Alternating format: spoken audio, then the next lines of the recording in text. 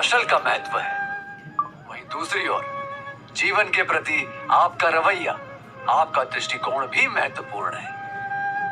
किंतु फिर भी अगर इन दोनों की तुलना करनी पड़ जाए, आपका दृष्टिकोण और रवैया पलड़े में भारी रहेगा।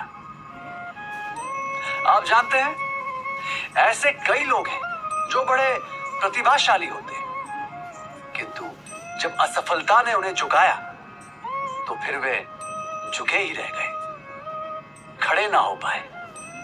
उसके विपरीत ऐसे अनेकों प्रेरणा पसंद लोग भी हैं जिन्हें जीवन ने, असफलता ने सैकड़ों बार झुकाया, किंतु अंततः वे फिर भी सफल हुए, अपने पुराने कद से कहीं अधिक ऊंचे उठ खड़े हुए। जिस शक्ति ने इसमें उनकी मदद की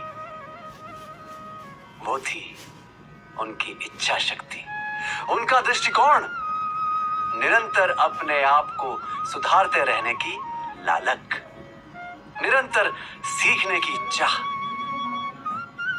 पानी की एक बूंद का भला क्या सामर्थ्य किसी चट्टान के सामने, कुछ नहीं। किंतु वही बूंद जब निरंतर प्रयास करती है तो धीरे धीरे उस चट्टान को भी काटने में समर्थ हो जाती है।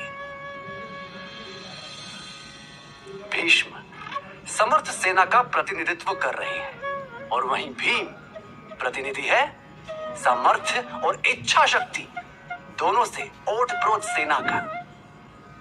जीतेगा कौन? ये तो आप ही जानते हैं। कौशल अनिवार्य है, किंतु जो बात आपको उत्कृष्ट बनाएगी वो है आपका दृष्टिकोण। वो विकसित कीजिए, निरंतर अपने आप को सुधारते रहिए, सीखिए उन लोगों से जिन्होंने चुनौतियों को परास्त किया और विजयी बने।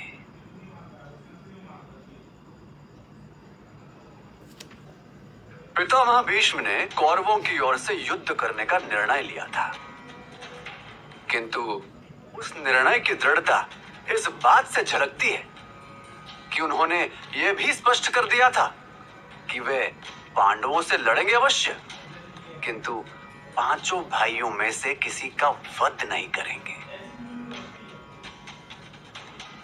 क्यों नहीं था उनमें दृढ़ निश्चय पांडवों के विरुद्ध? क्योंकि वे जानते थे कि वे स्वयं भी तो आज विवशता के चलते अनैतिकता और असत्य का साथ दे रहे हैं। कैसे आएगा दृढ़ निश्चय?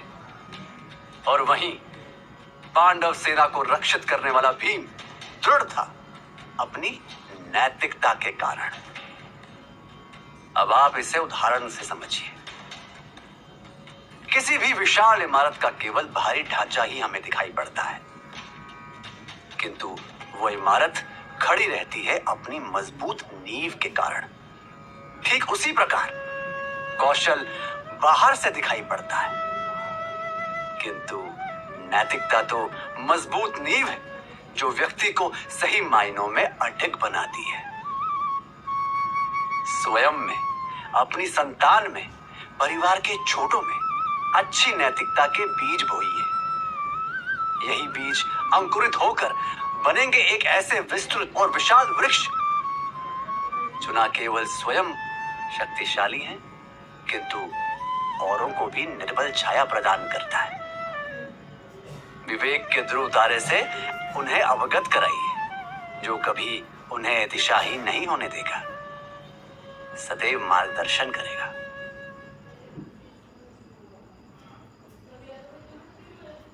दुर्योधन में स्वयं इतना सामर्थ्य नहीं कि वो पांडवों को परास्त कर सके, किंतु क्योंकि पितामह भीष्म है उसके साथ, वो अपनी जीत को निश्चित मानने लग गया है।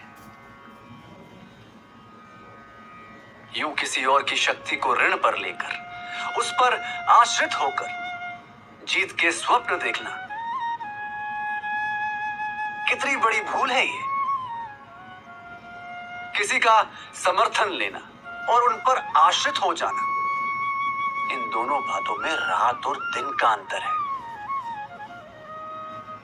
किसी पर आश्रित मत रहिए। हाँ, समर्थन की आवश्यकता पड़ सकती है, किंतु वहां भी यह जान लीजिए कि समर्थन का आधार है विचारों का मेल खाना, उद्देश्यों का मेल खाना। अगर विचार नहीं मिलेंगे, उद्देश्य अलग हो जाएंगे, तो समर्थन भी कमजोर हो जाएगा। पानी और तेल की प्रकृति एकदम अलग है। वो साथ रहे भी तो तब भी मिल नहीं पाएंगे, ना एक दूसरे का समर्थन ही करेंगे। उन लोगों को अपने पास जोड़िए जो मानसिक स्तर पर आपके साथ हो, आपके उद्देश्य को अपना उद्देश्य मानते हो। विवशता में आपका साथ देने वाले आपको जीत के द्वार तक कभी नहीं ले जा पाएंगे।